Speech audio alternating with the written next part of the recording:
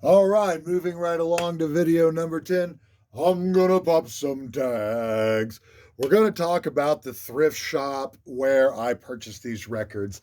It's in Oklahoma City. It's on 16th, kind of Meridian era, just central Oklahoma City. It's been there for years and years and years. It's called the Bargain Thrift.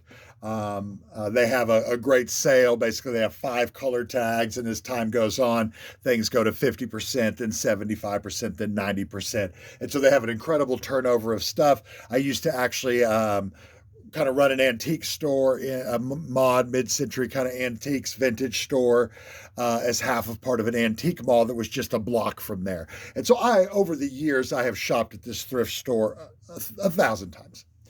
And I've been shopping at thrift shops. I began clowning and entertaining as a teenager.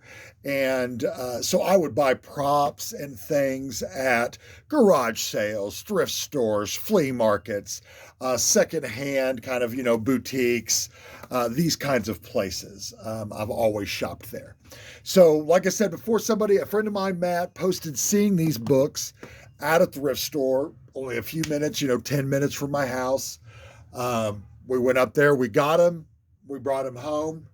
Um, I have always bought and sold things from the thrift store. And most recently, in recent years, that has been kind of a primary source of my income, particularly through COVID, as entertainment just died abruptly. And I haven't really gone back to entertainment. I'm still buying and selling.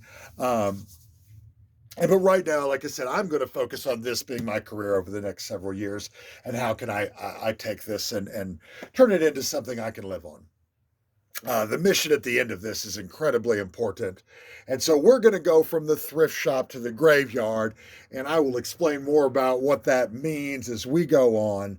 But when these were first donated to the thrift store, which was in May of 2022, they called someone in Muskogee and said, "Hey, do you want these books back? Someone has donated these." They just showed up in the anonymous drop box outside of the store.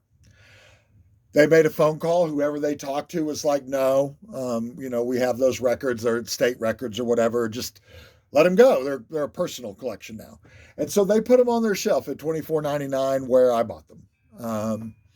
That essentially how they got out of Muskogee to where they could be donated from an OKC home to a thrift shop. We'll go into that later.